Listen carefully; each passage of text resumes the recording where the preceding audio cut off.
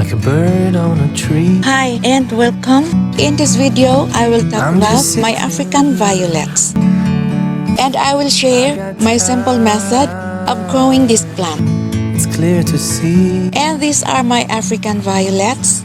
And it's from the genus St. Paulia and originated in Eastern tropical Africa. We can see And African violets comes in many different variations of colors of the leaves and it's so blooms. beautiful.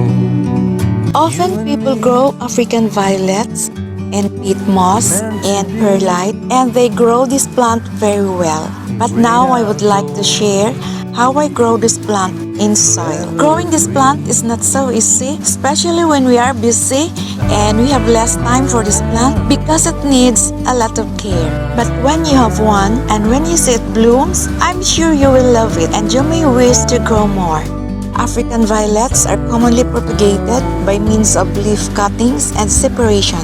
It's easy to propagate this plant, and the leaf will easily grow in your plant, and the suckers from the mother plant are much easier to separate. A mother plant produces many baby plants that can be separated and planted into new pots.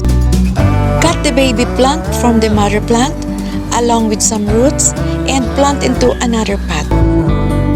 And I'm propagating this plant by leaf cuttings. I just simply cut the leaves and stick the stalks to the soil, just like you see here now. And in few weeks, a new plant will grow from the base of the cuttings. forever free. And now for my soil mix, I use 50% loam soil To be and 50% rice hulls. great outdoors. And rice hulls are good in potted plants because they are very lightweight. It will make the soil loose and will allow the water to drain easily. And try to use a pot that has many drainage holes so that you can be sure that the water drains well when watering the African violets. It will die when it is overwatered, and I'm placing some small stones to cover the holes and also for the water to drain well from the pot. African violets die in a growing medium that is always wet and soggy. African violets need only a little moisture around its roots to grow. So you may need some coarse ingredients that is not absorbing water to mix with the soil.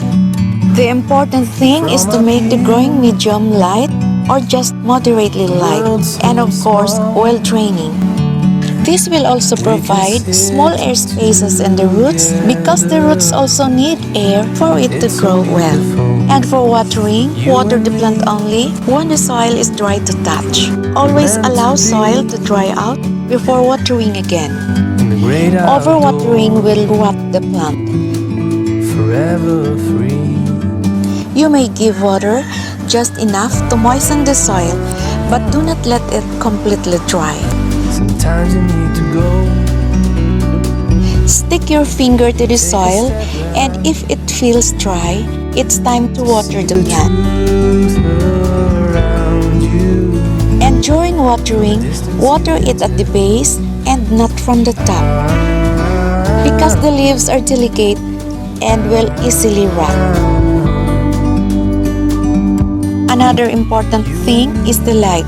The leaves are delicate and should not be placed in full sun or direct and harsh sunlight. In the great outdoors.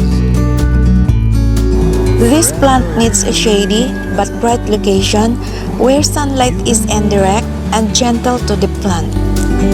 Meant to be. In the great outdoors.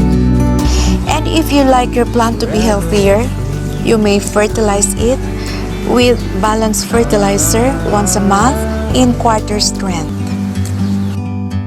Like a bird on a tree. I'm just sitting here. I got time. It's clear to see. From up here, the world seems small. We can sit together. It's so beautiful, you and me.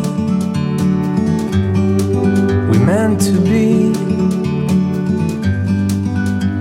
great outdoors, forever free.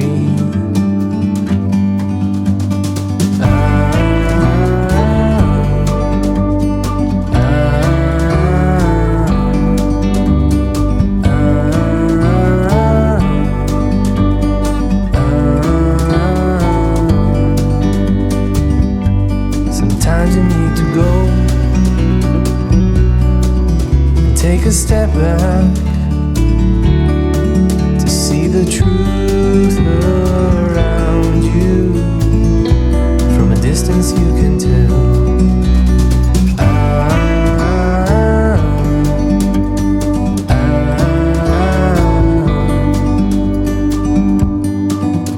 You and me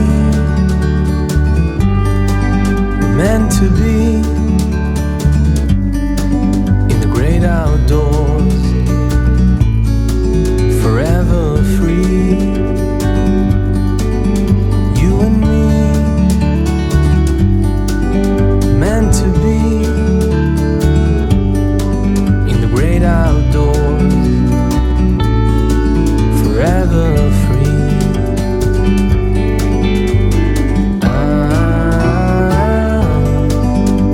And now we come to the end of this episode. Thanks for watching. I'll see you next time. Bye.